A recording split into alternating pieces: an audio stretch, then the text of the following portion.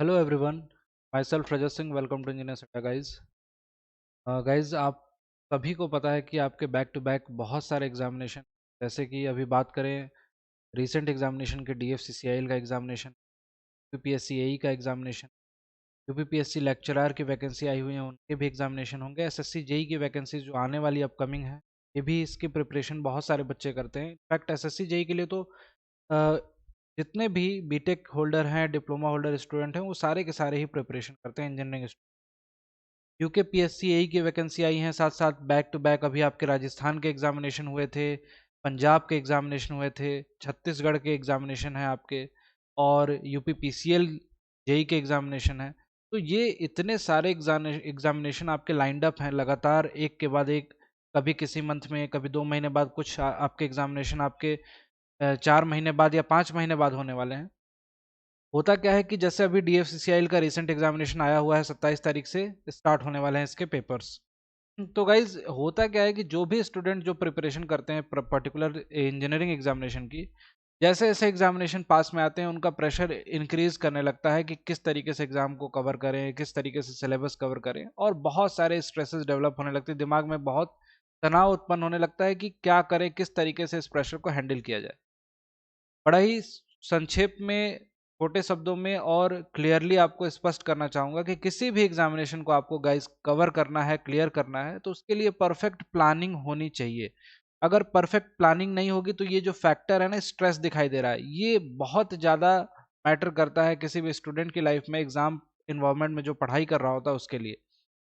जैसे जैसे आपके एग्जामिनेशन पास में आएंगे, अगर आपने प्रॉपर सिलेबस वाइज, आपने प्रॉपर स्टडी करके अपने सब्जेक्ट्स को, सारे के सारे सब्जेक्ट को विद इन टाइम कंप्लीट नहीं करा है, तो आपको प्रेशर डेवलप होना दिखाई देगा। आपके लाजमी है कि आपके ऊपर प्रेशर आएगा जैसे जैसे एग्जाम करीब आएगा, अगर उस एग्जाम के प्रति आप सीरियस हो तो सबसे पहला पॉइंट आता है कि हमें सिलेबस को कंप्लीट करना है, वो भी with in time, time limit के अंदर। तो टाइम लिमिट क्या होगी? जैसे आपने एग्जाम शेड्यूल, आपने देखा एग्जाम की वैकेंसीज देखी, तो आपने ऐसा नहीं कि एग्जाम की वैकेंसी, अब एग्जाम 4 महीने बाद है या फिर 1 महीने बाद है, सबको एक ही तरीके से हम लोग कवर कर रहे हैं और सबके लिए टाइम शेड्यूल सब सेम रख रहे हैं। ये टाइमिंग का मतलब होता है कि आपको अगर इंजीनियरिंग सब्जेक्ट्स, इंजीनियरिंग एग्जामिनेशन देने हैं, अगर आप बिगिनर हो, स्टार्ट कर रहे हो, तो आपको एटलीस्ट 5 मंथ का टाइम अपने आप को देना है। 5 मंथ का टाइम आपको एटलीस्ट आपको देना है। अगर बिल्कुल बिगिनर हो, न्यू स्टूडेंट हो, तो 5 महीने का टाइम आपको अपनी प्रिपरेशन के लिए देना है। और प्लस 1 से 2 महीने रिवीजन, 1+2 मंथ, 1 से 2 मंथ का यहाँ पे रिवीजन होना चाहिए आपके पास, प्रैक्टिस जिसको बोलते हैं प्रैक्टिस। तो यहाँ पे कुल मिला के एक तरह से बोल सकते हैं कि 6 मंथ का टाइम आपके लिए टोटल जरूरी है, किसी भी एग्जाम को, किसी भी इंजीनियरिंग एग्जाम को अच्छे से समझने और क्रैक करने के लिए 6 मंथ का टाइम आपको प्रॉपर देना पड़ेगा। अब ये 6 मंथ का टाइम किसी के पास नहीं है, किसी के पास कम टाइम है, तो उसको अपने ड्यूरेशन ऑफ आवर, पढ़ने के स्टडी के टाइमिंग को, इसको बढ़ाना पड़ता है। ठीक, तो उस हिसाब से आप उसको डील कर सकते हैं गाइज। वहाँ पे आप अपने टाइम को इंक्रीज कीजिए, ज़्यादा पढ़ना है ज़्यादा पढ़िए, लेकिन ये जो प्रॉपर प्लानिंग होगी ये एग्जाम के शेड्यूल को देख के ही होनी चाहिए। जैसे एग्जाम आपका, मान लीजिए कि एसएससी जेई की बात करें, एसएससी का जेई का एग्जामिनेशन आपका फरवरी में है। एग्जाम्पल के तौर पे मान लेते हैं, हालांकि मार्च में होगा या उसके बाद होगा, जो भी होगा, मार्च तक एग्जामिनेशन होते हैं। एक एग्जाम्पल के तौर पे हमने मान लिया फरवरी है। अब आज से, आज 23 तारीख है जिस दिन मैं वीडियो बना रहा हूँ, 23 तारीख से फरवरी तक का टाइम, यहाँ पे 23/9/2021 से फरवरी 2022 तक का टाइम आपके पास, अच्छा खासा समय है आपके पास, 5 to 6 मंथ का टाइम है। मान के चलिए कि आपके पास 5 महीने का ही टाइम है, तो 5 महीने के टाइम को कैसे यूटिलाइज करना है, इसके लिए आपको सब्जेक्ट वाइज प्लानिंग बनानी पड़ती है। सब्जेक्ट सब्जेक्ट कहाँ से पता चलेंगे? उसके ऑफिशियल सिलेबस से। जिस भी एग्जामिनेशन को आप दे रहे हो उसका ऑफिशियल सिलेबस देखो, उस सब्जेक्ट के हिसाब से आपने ड्यूरेशन तय करो कि लगभग 4 मंथ में मुझे ये पूरे के पूरे सब्जेक्ट को अच्छे से कवर करना है। 4 महीने में सब्जेक्ट कवर करना, जैसे 5 महीने के बाद एग्जामिनेशन होने वाला है, तो 4 मंथ में आपने सब्जेक्ट्स को, पूरे के पूरे सब्जेक्ट्स को 1 by 1 करके कवर करना है। अब ये जितने भी सब्जेक्ट्स हैं, जितने भी ये सब्जेक्ट्स हैं, और इन सब्जेक्ट्स में आपको ये भी देखना है कि इन सब्जेक्ट में कौन से मेजर सब्जेक्ट हैं, कौन से माइनर सब्जेक्ट हैं, किसके लिए ज़्यादा फोकस करना है, किसके लिए कम, उसके हिसाब से उसको टाइम अलॉट करिए और उसको कवर कीजिए 1 by 1 करके। ये गाइज आपका लगभग 70% प्रेशर तो यही रिड्यूस कर देगा। 70% तक आपकी स्ट्रेसेस जो होती हैं यहीं से खत्म हो जाती हैं, जैसे ही आप पूरे के पूरे सिलेबस ओरिएंटेड सब्जेक्ट को आप कवर कर लेते हैं। अब रही बची बची बात 30% की, तो 30% को कोप अप करने के लिए सबसे बढ़िया तरीका होता है प्रीवियस ईयर के क्वेश्चंस की प्रैक्टिस। प्रीवियस ईयर के क्वेश्चंस आप लगा लेते हो तो आपके अंदर कॉन्फिडेंस उस एग्जामिनेशन के लिए अपने आप बिल्ड हो जाता है। आपको देख के ऐसा लगता है कि प्रीवियस ईयर के क्वेश्चंस कर ले रहा हूं तो आने वाले अपकमिंग ईयर्स के भी क्वेश्चंस मैं कर लूंगा। यहाँ से आपका प्रेशर और रिलीफ हो जाता है और ऑलमोस्ट आप कैपेबल हो जाते हो उस एग्जाम में बैठ के एग्जाम देने के लायक, और एग्जाम में ये सोच रखने लायक कि एग्जाम में निकाल सकता हूँ। कुछ मोटिवेशन रोल बहुत जरूरी होता है आपकी लाइफ में। हमेशा कहीं ना कहीं किसी ना किसी पड़ाव पे मोटिवेशन वर्क करता है, और मोटिवेशन सेल्फ मोटिवेटेड रहो, इससे अच्छा कोई तरीका है ही नहीं। सेल्फ मोटिवेटेड रहने का मतलब है कि अपने को एंगेज रखिए सिलेबस में, पढ़ाई में, इन सब चीज़ों में एंगेज रखोगे तो आप हमेशा उस एग्जाम के लिए मोटिवेटेड रहोगे। और कुछ ना कुछ आपको प्रेरणा लेनी है तो अपने फैमिली मेंबर्स, फैमिली में फादर होंगी, मदर होंगी, इनसे बिल्कुल आप मोटिवेट हो सकते हो कायदे से सोच के कि इस एग्जाम को मुझे निकालना है। गाइस यहाँ पे ये जो पर्टिकुलर मैंने बताया चीज़ कि सब्जेक्ट, सिलेबस ओरिएंटेड और प्रीवियस ईयर के क्वेश्चंस, ये करना आपको मस्ट होता है किसी भी एग्जामिनेशन को क्रैक करने के लिए। उस एग्जामिनेशन के पैटर्न को समझना, उस एग्जामिनेशन में आने वाले सिलेबस को समझना, उसके हिसाब से हमें पूरे के पूरे पैटर्न को कवर करना। 4 से 5 महीने जो बच्चे ऑलरेडी प्रिपरेशन कर चुके हैं, ऑलरेडी पढ़ चुके हैं, उनको केवल और केवल क्वेश्चंस प्रैक्टिस की जरूरत है। उनको भी अपनी प्रॉपर स्ट्रेटेजी सब्जेक्ट वाइज ही बनानी पड़ती है, सब्जेक्ट वाइज पूरे के पूरे। और इनफैक्ट जो वीक पोर्शन होता है, कई बार ऐसा होता है कि एग्जामिनेशन देते हैं लगातार मुझे सिलेक्शन नहीं मिल रहा है, तो उसमें हमें क्या चेंजेस करने हैं, क्या पढ़ना है, क्या नहीं पढ़ना है, किसके छोड़ना है, ये चीज़ बहुत ध्यान रखनी होती है। और स्पेशली बात करूँ जो वीक सब्जेक्ट होते हैं उनको फोकस करिए। जब आपके पास टाइम ड्यूरेशन ज़्यादा होता है तो आप वीक पोर्शन पे फोकस कीजिए, जब टाइम ड्यूरेशन कम होता है तो जो स्ट्रॉन्ग पोर्शन आपने पढ़ रखा है उसको रिवाइज कीजिए। तो रिवीजन, सब्जेक्ट की स्टडी, सब्जेक्ट का नॉलेज और साथ साथ में प्रीवियस ईयर क्वेश्चंस, ये सब हो जाने के बाद लास्ट टाइम पे आप क्या करते हो, 1 महीने पहले या फिर 15 दिन पहले या 20 दिन पहले आप लगातार 3-4 टेस्ट सीरीज उठा के अच्छे अच्छे फुल लेंथ टेस्ट दे दीजिए। शॉर्ट टेस्ट तो आप लोग प्रिपरेशन में ही दे रहे होगे, फुल लेंथ टेस्ट आपको देना है कब, लास्ट टाइम पे। किसी भी एग्जामिनेशन के आने से लगभग 20 दिन पहले, 25 दिन पहले फुल लेंथ टेस्ट आपको देना है। अब फुल लेंथ टेस्ट देने से क्या होता है कि आपको एकदम एग्जैक्ट वही इन्वायरमेंट में बैठने की सिटिंग की आदत पड़ जाती है कि जिस एग्जामिनेशन इन्वायरमेंट में आप जाके देने वाले हो एग्जाम को। ठीक, तो ये पूरा का पूरा प्रोसेस अगर आप करोगे और विद इन टाइम आप कर लेते हो तो आपको मैं बात मानिए कि चाहे आपका DFCCIL का एग्जामिनेशन हो या फिर UPPSC का हो या लेक्चरर SSC JEE, कोई सा भी एग्जामिनेशन हो, किसी भी एग्जामिनेशन में आपको प्रॉब्लम नहीं होने वाली है। आप बिंदास होकर जाओगे एग्जाम देने, और एग्जाम भले ही आपका सिलेक्शन ना हो लेकिन आप अपना एफर्ट, अपना मैक्सिमम यूज, मैक्सिमम यूटिलाइजेशन कर सकोगे टाइम का, आउटपुट मैक्सिमम दे सकते हो। और कोई भी स्टूडेंट निराश केवल और केवल तभी होता है जब वो अपना मैक्सिमम आउटपुट नहीं दे पाता है। जैसे एग्जामिनेशन में गए, टाइम मैनेजमेंट नहीं हो पाया, 200 क्वेश्चन थे आपके, आते थे बहुत सारे क्वेश्चंस लेकिन आपसे नहीं हो पाए। और अक्सर देखा गया है कि SSC JEE में बहुत सारे बच्चे आके बोलते हैं कि सर 200 क्वेश्चंस, 200 नंबर के क्वेश्चंस थे एग्जामिनेशन में, और एग्जामिनेशन में मैं गया तो केवल और केवल आपको 120, 130, 150 तक ही क्वेश्चन अटेम्प्ट कर पाया, उसके बाद सारे क्वेश्चंस देख ही नहीं पाया, छूट गए। तो ये जो छूट जाने वाली बीमारी है, ये केवल और केवल आपके प्रैक्टिस, रिवीजन और एग्जाम इन्वायरमेंट यानी कि टेस्ट सीरीज की प्रैक्टिस से कवर होती है गाइज। इस बात को समझिए, जितने भी बच्चे प्रिपरेशन कर रहे हैं इन सभी की पॉइंट्स को समझिए कि आपको प्रिपरेशन करना है तो उसमें क्या प्लानिंग होनी चाहिए और किस तरीके से मुझे 1 by 1 सब्जेक्ट के लिए टाइम देना है। यहाँ पे जितने भी बैचेस बच्चों को प्रोवाइड कराए जाते हैं, उन बैचेस में जो भी सब्जेक्ट अलॉट किए जाते हैं, उन सब्जेक्ट को उनके वेटेज के अकॉर्डिंग ही टाइम दिया जाता है, ना कि वो सब्जेक्ट छोटा है या बड़ा है उसके हिसाब से। उस सब्जेक्ट का वेटेज कितना है, जैसे इन सभी एग्जामिनेशन की, जैसे DFCCIL के कोर्सेज हमने कंप्लीट कराए, DFCCIL में पूरा का पूरा अच्छे तरीके से कोर्सेज कंप्लीट करा के उनके प्रैक्टिस सेशन भी चल रहे हैं, जिसमें हम लोग क्वेश्चन सॉल्व करा रहे हैं, प्रैक्टिस बैच जो है क्रैश कोर्स वाला।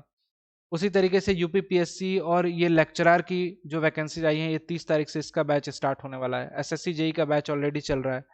तो गाइज ये सब जो बैचेस होते हैं, इन बैचेस में टाइम के साथ साथ टेक्निकल, नॉन टेक्निकल का दोनों का बैलेंस होना चाहिए। आपके हर एग्जामिनेशन के लिए दोनों का बैलेंस लेके आपको चलना पड़ेगा। बैचेस जरूरी क्यों होते हैं स्टूडेंट, सबसे बड़ी बात बता रहा हूँ। जैसे आप कभी प्रिपरेशन करके आप बैठ जाते हो, आप सोचते हो कि खुद से पढ़ना है मुझे, नो डाउट बहुत अच्छी बात है, खुद से पढ़ना, आपने सब कुछ पढ़ लिया तो, लेकिन रेगुलरिटी आपके अंदर, कंसिस्टेंसी उतनी अगर मेंटेन हो पा रही है तो ये तो बहुत अच्छी बात है। कई बार ऐसा होता है कि हम कंसिस्टेंसी को मेंटेन नहीं कर पाते हैं। जैसे आपने आज शेड्यूल बनाया कि आज मुझे 4 घंटे 5 घंटे टाइम देना है इस पर्टिकुलर सब्जेक्ट पे, लेकिन आप जब पढ़ना स्टार्ट कर रहे हो तो आपने ये देखा कि 4-5 घंटे तो मैं पढ़ ही नहीं पा रहा हूँ, इन पर्टिकुलर सब्जेक्ट को 4-5 घंटे तो दे ही नहीं पा रहा हूँ।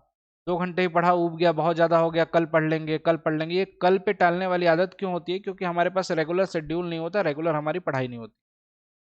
जितने भी एस्पिरेंट्स हैं जो जेई एग्जामिनेशन की या ए एग्जामिनेशन की तैयारी कर रहे हैं, उनको सबको एक ही बात बोलूंगा गाइज, कि अगर प्रिपरेशन करना है तो आज से ही लग जाओ, अभी से लग जाओ, प्रॉपर प्लानिंग करो। अगर आपको लग रहा है कि आपका टाइम वेस्ट हो रहा है, खुद से आप नहीं पढ़ पा रहे हो, तो बैचेस भी ज्वाइन कर सकते हैं। बैचेस के बारे में भी अभी बता दूंगा आपको। बैचेस ज्वाइन करके उसमें कंटिन्यूअस क्लासेस कर सकते हो। प्लानिंग, डेडिकेशन ये बहुत जरूरी होता है किसी भी स्टूडेंट की लाइफ में, अगर उस एग्जामिनेशन को आप क्रैक करना चाहते हो गाइज। इसीलिए मैं बता रहा हूँ यहाँ पे, ये वीडियो इसलिए भी बता रहा था, बनाया मैंने आज, कि जितने भी एस्पिरेंट्स हैं जो अभी अपकमिंग एग्जामिनेशन की वैकेंसीज देख के तुरंत तैयार हो जाते हैं कि अभी वैकेंसी आई तो इस वैकेंसी को 1 महीने में कैसे कवर कर लें पूरा का पूरा। गाइज कोई भी एग्जामिनेशन क्रैक करना अगर इतना आसान होता तो आज की डेट में हर बच्चे के पास एक इंजीनियरिंग की जॉब होती। एग्जामिनेशन क्रैक करने के लिए आपको प्रॉपर टाइम मैनेजमेंट, ये सब कुछ सीखना पड़ता है और एक उस इन्वायरमेंट में से होके गुजरना पड़ता है, उस रिगरस इन्वायरमेंट में। और सबसे अच्छा वे है सिलेबस ओरिएंटेड पढ़ाई कीजिए, आपको कभी भी डिसअपॉइंटमेंट नहीं होगी। सिलेबस के हिसाब से आप पढ़ते हो तो आपको सिलेक्शन, ये मान लो कि आप सिलेक्शन 90% सिलेक्शन के पास पहुंच गए, 10% जो आपका जो बोलते हो कि आपका एग्जाम इन्वायरमेंट, स्ट्रेस, माइंडसेट, ये सब जो चीज़ें होती हैं ये वर्क करती हैं, पॉजिटिवली वर्क कर गई तो 100% आपका सिलेक्शन हो जाता है। ठीक। बैचेस की अगर बात करूं तो एनएचपीसी का, यूपीपीएससी एई के, ये सारे के सारे बैचेस, जैसे एनएचपीसी का भी चल रहा है, यूपीपीएससी एई का भी बैच आ चुका है, एनएचपीसी जेई का भी बैच है, यूपीपीएससी एई की बैच की बात करूं तो ये 2530 रुपए में है। ये एप्लीकेशन पे कोई भी स्टूडेंट अड्डा के ऐप से ले सकता है। एनएचपीसी जेई का भी बैच है। इनफैक्ट ये सारे के सारे बैचेस गाइज अवेलेबल हैं। चाहे आप एई की बैच की तैयारी कर रहे हो या जेई की तैयारी कर रहे हो, किसी भी पर्टिकुलर बैचेस में आपको एनरोल करना है तो आपको कुछ नहीं करना है, अड्डा 24/7 का जो एप्लीकेशन है उसको आपको डाउनलोड करना है। डाउनलोड करने के बाद आप इंजीनियरिंग सेक्शन में जाओगे तो आपको ये सारे के सारे बैचेस दिखाई देंगे। और इनफैक्ट सभी बैचेस की प्राइस जो है लगभग 2500 से 3000 के बीच में ही रखी गई है। 2500 से 3000 के बीच में है, किसी भी बैच को ज्वाइन करिए।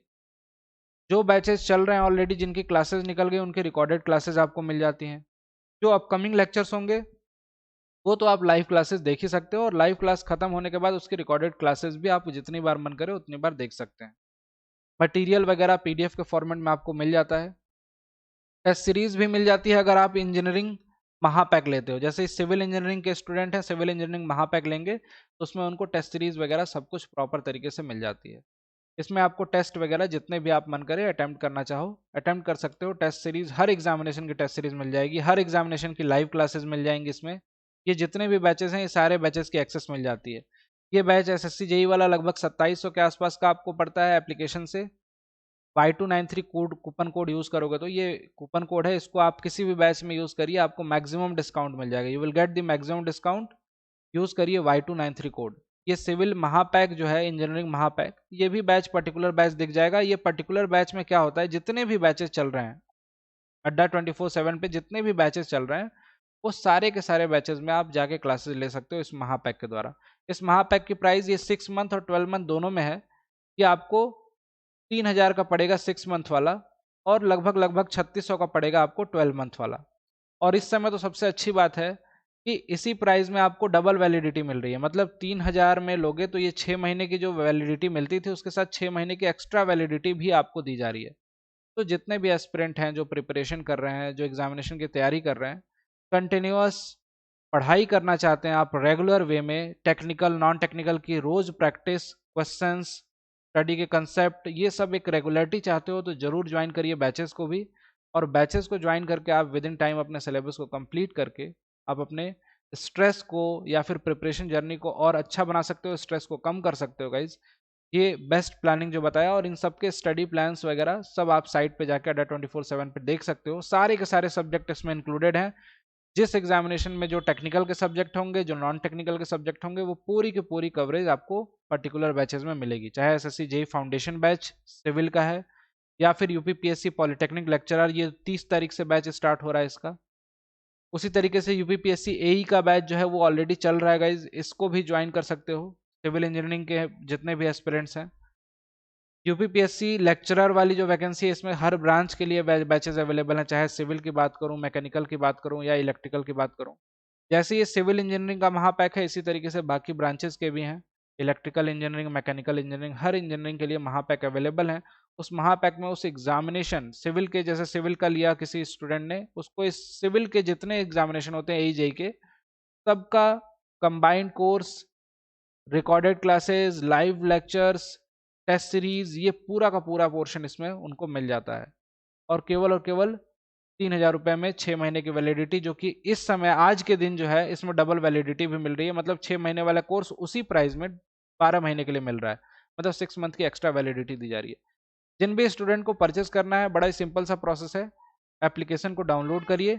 एप्लीकेशन में आप जाइए इंजीनियरिंग सेक्शन में, इंजीनियरिंग सेक्शन में ये जो रिक्वायर्ड कोर्स है इनको सर्च कीजिए। जैसे किसी को सिविल इंजीनियरिंग महापैक लेना है, टॉप पे सर्च बॉक्स में सर्च करिए सिविल इंजीनियरिंग महापैक, आपको दिखाई देगा ये पर्टिकुलर बैच।